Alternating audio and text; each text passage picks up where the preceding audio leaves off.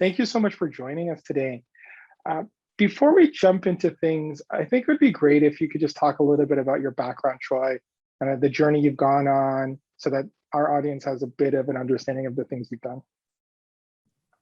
Okay, well, I'm a user experience researcher. I've been doing it about 15 years now. And like a lot of user experience researchers, I came to it from another career. I was in academia originally, and I also did a lot of nonprofit work, both higher ed admin and fundraising, and sort of arts fundraising and a little arts management as well. So to be honest, I was looking to sell out. And I tell people, if that's what you're going to do it. So I decided to go back to grad school in a program, the Doctorate of Communications Design, which is basically a practitioner-focused human-computer interaction program. Started counseling, got all the way up through my dissertation comps, and never finished my dissertation since I've been consulting ever since. Just may go back to it one day. I don't think so, because it's just been a great world and industry. Haven't really looked back. So what I do for the past 4 or 5 years, I have been doing a lot of work with startups who are looking to find product market fit and doing customer discovery. And so I have a couple different toolboxes that I use to help them. But basically, I'm trying to uncover the secret that will get their business really going. It's usually a personality or a profile, a behavior, something like that. And so I do a lot of mentoring and coaching through the Advanced Technology Development Corporation in Atlanta, Georgia. That's a partnership between the state of Georgia and Georgia Tech. If you're in the area, it's a fantastic resource. I urge you, if you have a startup, to go check them out and book time with me. I'm one of the mentors there.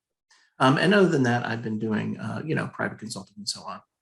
Currently working with a client on a qualitative project that we're actually wrapping up this week. So love to talk about that or anything else you'd like to. There's a couple things there that I want to just maybe circle back to. So the first thing was just a consultant that almost by accident falling into that career.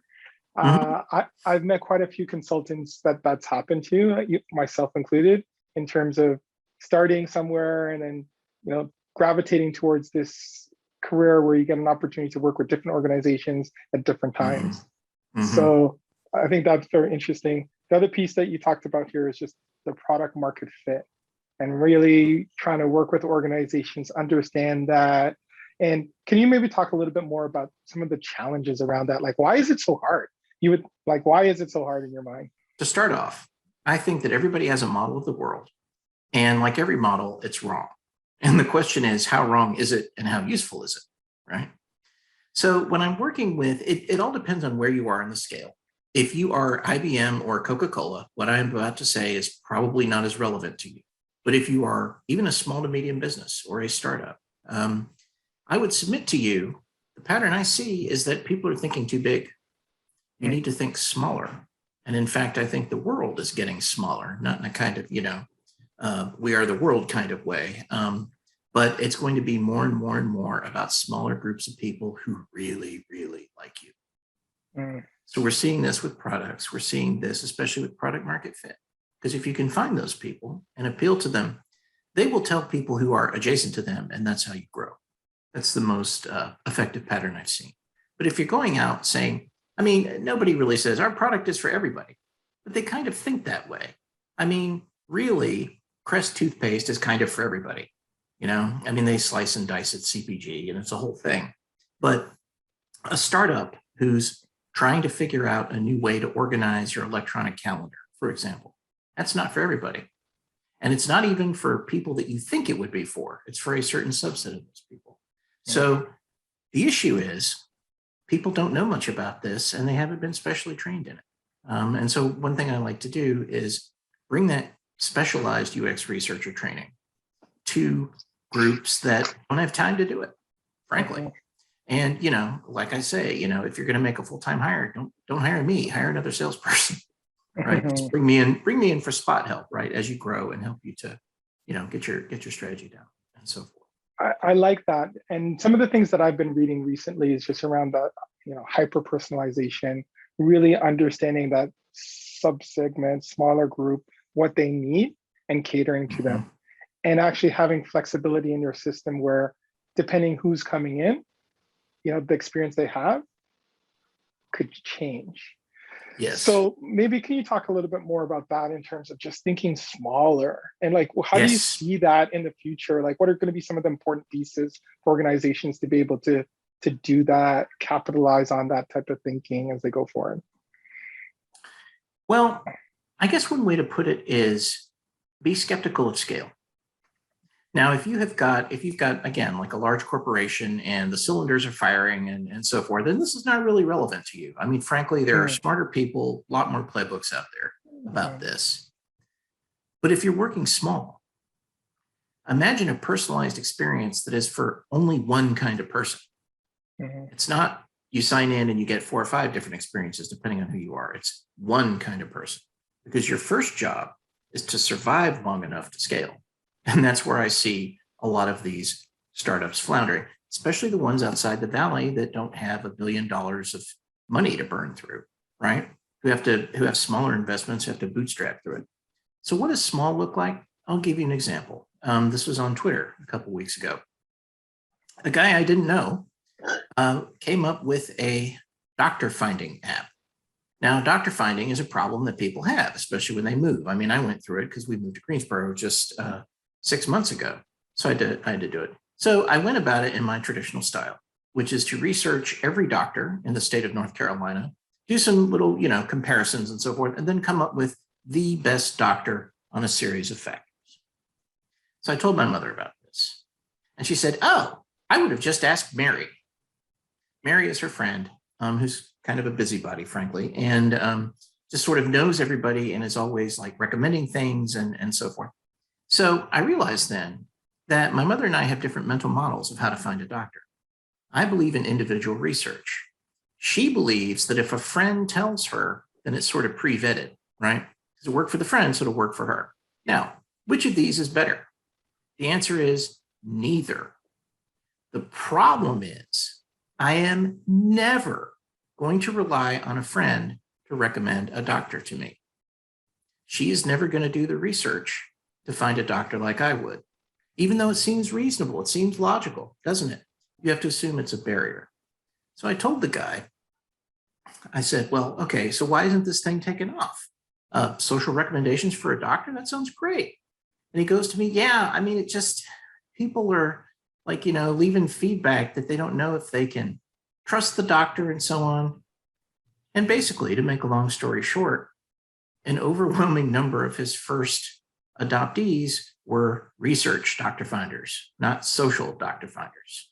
And so they thought the app was worthless, right? They expected it to, like give them some more help rating a doctor according to research criteria. But no, it just makes it easier to find a doctor through friends or friends of friends.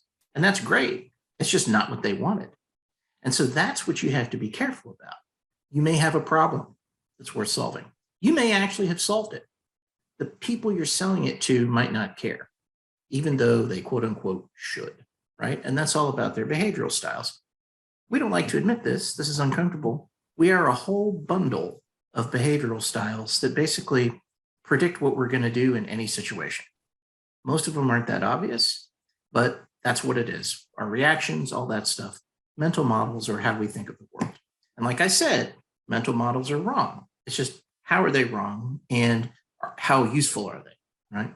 Most of them are wrong and useful until they're not. And that's that's where I come in to sort of steer the startup with that.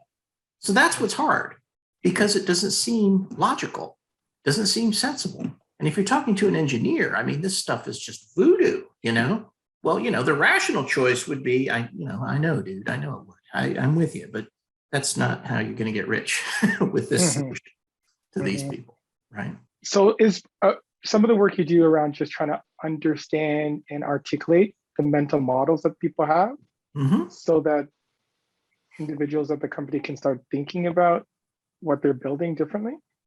Yes, absolutely. And I think by and large, I mean, my rule of thumb is, have you understood the problem adequately? And the answer is almost always no. You could understand the problem better. Now, there's a risk because it's like playing poker. You get 5 cards in a hand of poker. You know what your hand is when you get the fifth card. At that point, it is too late. You have to decide. You have to decide what to do based on imperfect information. So they spend a lot of time figuring out how to do that, the pro poker players. So there's a lesson there for all of us, right? We should try to figure out what the odds are and make some little bets, right? So I find that my role is often to say, well, I think you should lean more in this direction than in that direction. Sometimes it's crystal clear. A client I worked with has a complicated technical product, B2B product. In doing interviews with a likely target audience, I found out that they did not care at all about what the company thought they would care about. And that is because of other environmental factors, right? I don't want to give too much away, but owing to the industry and so forth that they were operating in, there are all these regulatory and other factors that prevented them from seeing the goodness of this product. And in fact, they loved it. They were like, yes, great. And the upshot is, what they were too polite to say was, we will never be able to buy that in a million years because of these other strictures that we have, right? And so the advice would be, emphasize the things that they do care about in your presentations, right? So you're like, okay, you get these insights about what people are doing and their behavior. So what do you do about it? Well, you can tailor sales pitches that way. You can tailor content, that plays on those sorts of models. Put the reader in the shoes of someone who thinks like this, in other words, so that they begin to identify with the product. Because most products are pretty good, right? I mean, they're not crazy. It's like, it may not be your problem, but it's probably a problem by the time you've heard of it. And they're probably kind of solving, right? But could they be doing better? And that's where I come in. As you're talking through that, I was thinking about cognitive shortcuts and the idea that people take and use cognitive shortcuts to help them in the world, making decisions, going about day-to-day life. And is that something that you spend a lot of time maybe researching, thinking about as you're working with clients around biases and cognitive shortcuts? That comes in. I like the work of Gerd Gigerenzer, who is the, I guess you could say, the founder of cognitive heuristic bias studies. Basically, the little rules of thumb that people use to estimate things, right? And to make guesses. So you can talk about cognitive bias and so forth, and that is often a problem. The issue is, it's still too big. You need to identify the specific cognitive bias that a group or customer is using, or at least that's what I do, right? So if it's general, it's generally not effective enough. It's sort of like a stock tip.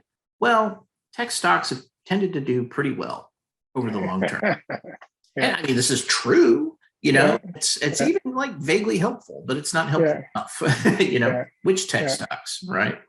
So that's what it is. So that's definitely something to think about. And so that often pops out when I see how people make decisions. So for example, to go back to the doctor, my mother does the heuristic shortcut of, if a friend recommends it, then the doctor is safe and effective. That's a shortcut. I tend to assume that all the information that I get about doctors online is true.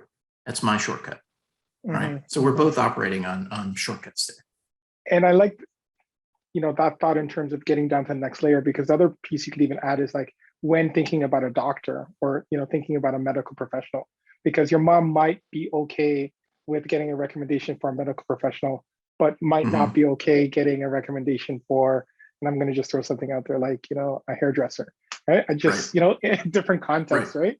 They might be okay versus not okay. So that's cool. Well, and actually in that case, I'm laughing because Mary did recommend her hairdresser, and that was a disaster. and she kept going because she was friends with Mary and so on. And this woman was just, she was a nut. But terrible things to my mother's hair. That was one good thing that came out of the pandemic. She stopped going to this person. So I think that's been the case for quite a few of us. Like, I know I started learning how to cut my own hair because of Yeah. what was happening over the last 2 years. So Lean into it. That's my advice. I've been like shaving my own head for like 15 years. It's the way to go. Making the best of a bad situation. indeed, indeed. So I think where I wanted to maybe take our conversation is just thinking a little bit more about how do you take actions out of the research, right? And actually thinking about what you need to do next. And I was looking at your LinkedIn profile, and you had something on there that I really liked, and I wanted to maybe, see if we could talk about it a bit more.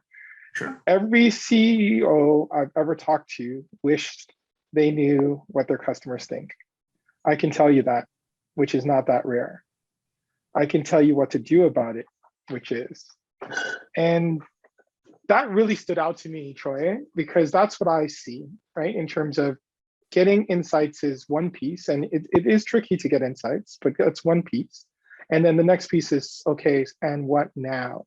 And how do we get the organization aligned to that next action, which sometimes can be equally as complicated when there's different points of view or different perspectives on what needs to happen.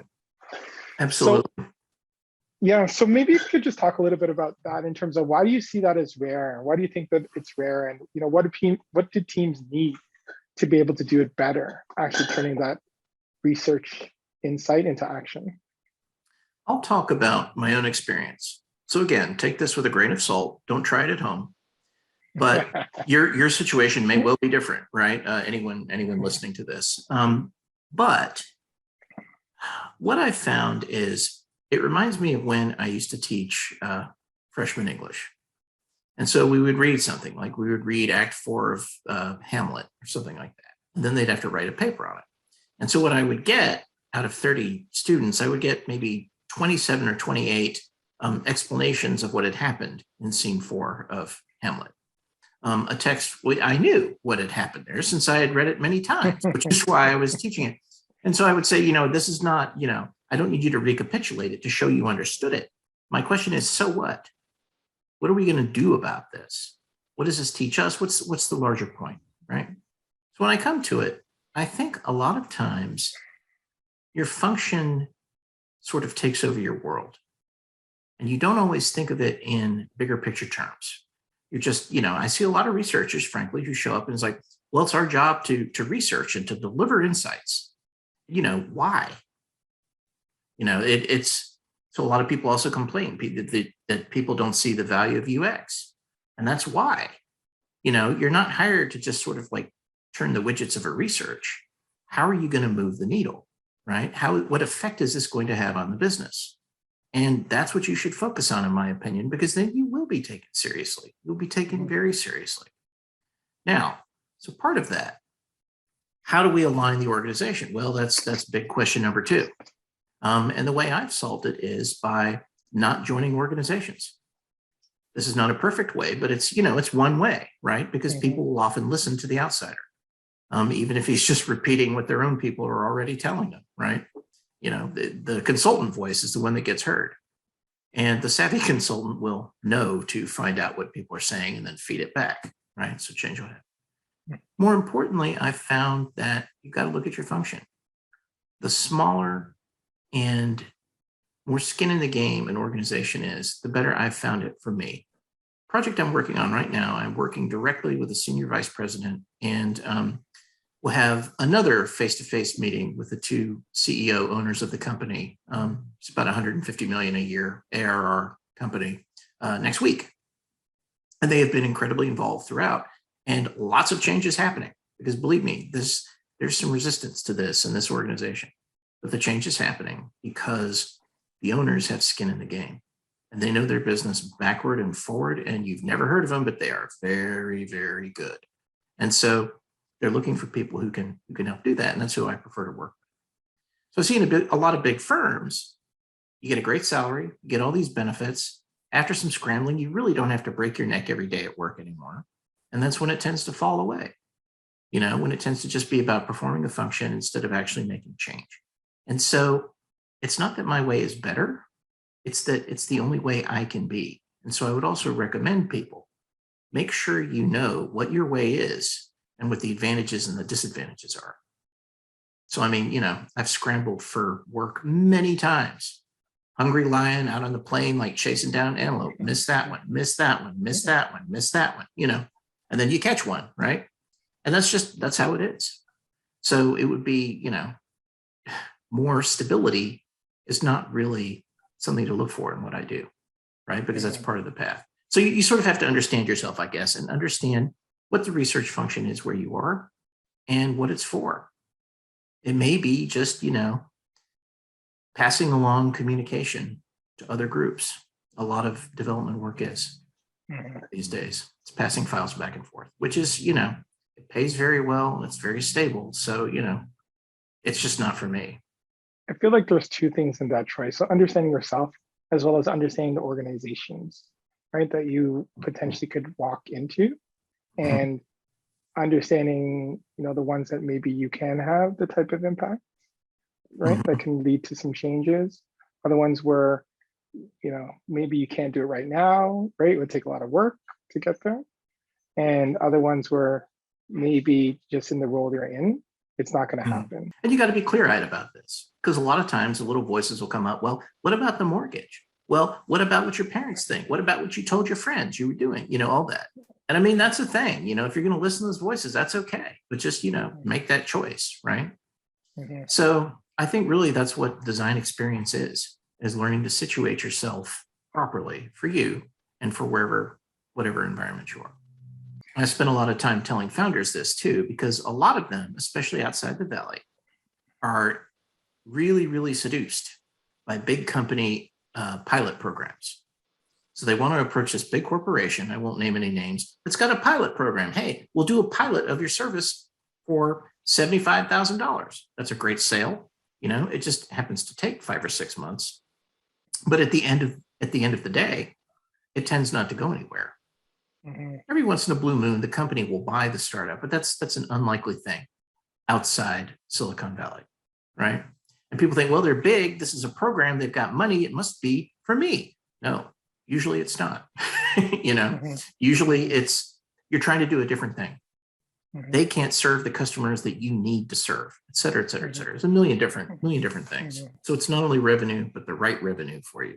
I'm just thinking about my own situation as you're like, talking about that. I'm thinking about my own situation and be like, yeah, there's that situation, and it's resonating with me because that's kind of where things have evolved to, right? In terms of understanding myself, understanding the business, right? And then understanding where there's the real opportunity to have an impact.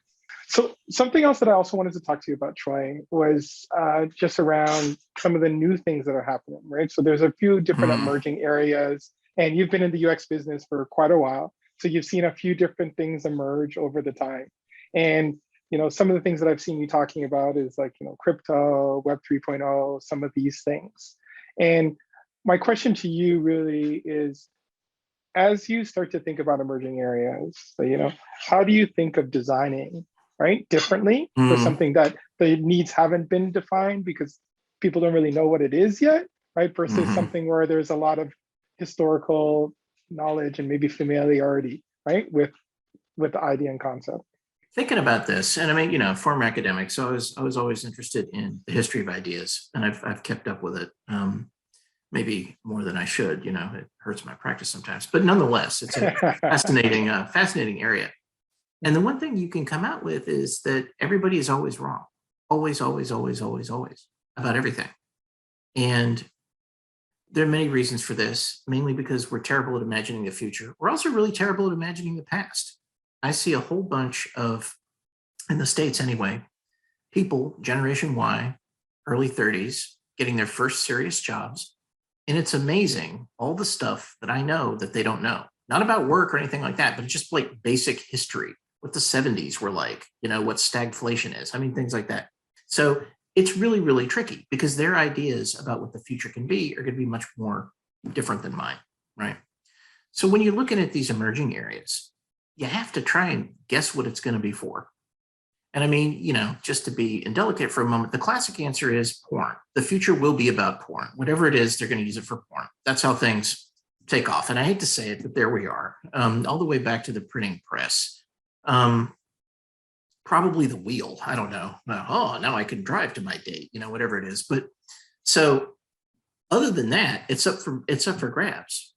And you also have to look at the role of chance. We've had video conferencing about this good since 1972. So it's never about the technology. And the problem is people who are interested in this are usually all about the technology. So they assume it must be about the technology. No, it's not. In this case, it's about a once in a multi-generation pandemic that moved people to using Zoom, that moved people to remote work all of a sudden. And so you see these kind of behavioral shifts. So it's hard to predict what it's going to be for. I like to tell people I saw probably one of the first open web browsers in the United States. I was at Syracuse University. This is in early 1994. And I was walking through the computer lab because they were trying to force us to use a primitive chat function to teach English, which was a disaster. And I might add, nobody knew how to do it. But anyway, I'm going and I was kind of grumpy and in a grumpy mood. All these geeks were gathered around a terminal and they were so excited they literally couldn't speak. And they were grabbing people and pulling them over and showing them what I now realize was a web page. And I looked at it and I was like, what the hell is that? I mean, what's that for? And I just left. Because I thought, it was like a Word document or something. And then telephones, no, don't want to hear it. Whatever, right? And then 15 short years later, it became established. So, right? People were buying stuff online in the mid-90s. And in 2002, the Wall Street Journal opined that e-commerce was never going to work, fundamentally. That it would be a cute little thing like, that we don't use anymore, like radio. Well, we learned about radio too, didn't we? Right? All these different use cases. So the first thing is you're going to be wrong. Try not to be too wrong. Whatever you think is cool about this technology is almost certainly what is not cool about this technology. Unless, of course, it has to deal with either laziness or porn. I'll throw laziness in there too. If it makes people lazier, then yes, go with that. But other than that, so if you're trying to do like a real use, a serious use, a moral use, you just have to sort of like play with it and see what it's good for. Because what it's good for is just not something that's easy to figure out. And in fact, it's not going to make much sense. We got rid of one of the best engineered devices in the history of mankind for a product that is about 100 times as fragile, costs about 100 times more, is much less safe, is much less secure, has to be thrown away every 2.5 years. I'm talking about the landline versus a smartphone, right? Landlines, those old phones that I had when I was a kid could not be destroyed, right? You didn't even buy them because why would you? You just rented them from the phone company and nothing would take them out. They're like tanks, right? You dropped them, they wouldn't even hang up because they were designed to flip in such a way that the contacts wouldn't depress. It's beautiful, and, could you wiretap them? Yes, after an incredible amount of trouble. And now you could just like download it off the internet, if you want to listen into people's cell conversations and all this, right? So we gave up all of that for something that is objectively, logically much worse, except you can walk around with it. And that's typically what it takes. That kind of simple, dumb thing, right? Mm-hmm. So what's Meta going to do? It's probably going to be for something like going to the DMV. Really, that's a problem. Nobody wants to go to the DMV. Why not just show up virtually? Yeah, they're probably going to be doing it while they're driving down the street, like going to the DMV in their VR headset while trying to drive and like looking around. So, great future ahead for all of us. But well, it comes back to what you said. One of the things is being lazier, right? So if it's going to do that, maybe that's a good area to maybe push into. So, but that's really, for me, something that I've been seeing more and more, just the idea of playing, right? Starting somewhere, just starting somewhere, just starting. That's the whole thing. Just get started. And then playing, experimenting, putting it in the world, and then really doing a good job of listening, right, to what's coming back and tweaking based on the feedback that you're getting. And if you can do that really well, and you can start to make some good decisions with, again, coming back to something else you said, with the imperfect information that that's going to come back to you, right? Then you can start to build towards something that's going to find more and more value in the world. Right. And it becomes collaborative. It becomes sort of iterative, right? And it's mainly because a lot of the people coming into influence, especially in the US, and I imagine this holds true in the rest of the West, are really young. They're not really young, but they're young. And they have a different style of going about things than older people do. They tend to be like looser and rougher and, more collaborative and so forth. And it's not better or worse, it's just different. So I think this sort of sense of play is like sort of percolating through the culture, that it's becoming a primary way to understand the world. And, they say software ate the world. I think role-playing games ate the world, because a lot of us are playing role-playing games all the time. And I'm not talking about Dungeons and Dragons. I'm talking about, well, I'm a Bay Area engineer. It's a role-playing game. They do this. And of course, the dark side is here in the US, what happened on January 6th. Our capital was surrounded by a bunch of LARPs, a bunch of live action role players, basically. And so, it's not all just fun and games. There's like a darkness to it, but I think it's a way of trying to understand the world. QAnon is basically a giant role-playing campaign when you think about it. And I think, as you mentioned, just trying to understand the world, right? So different people trying to find their role in the world, trying to find the way that they go forward in the world, opportunities to have some success, to have, I guess, happiness and all these other things. So, coming back to where we were with the conversation in terms of just really thinking about how you can understand people, understand behavior, understand thinking, right? As we start to design for experiences in the future. Yeah. Okay, Troy, this has been great. As I mentioned, I really wanted to touch base with you because I did value, the conversations we've had in the past and just the way that you think about things. Is there anything else that you want to add about, any of the topics that we've talked about? I guess if I had to leave people with something, it would be this. So the world is really small. The world is getting small. Your business should be really small. Now, the thing is, if you only deal with this one small, weird niche, now, because we have a mature internet, you can reach everyone like that in the world. And that starts to look like a very different proposition. If you only have 180,000 customers and they're paying you $100,000 a year, right, from all over the world, that's a very different business all of a sudden. So that's what we should think about. And the other thing is, whatever your dream is, try it, because there's never been a better time in history. Because there are so many ways to reach people that something that would have died as too niche before now can thrive. And we're seeing that all over. Web3, AI, what have you. I think that's a great place to leave it. Thank you so much, Troy. Appreciate you taking the time with us. Thank you, Everton. And we'll talk soon. Yeah. Yes, indeed. Thank you very much.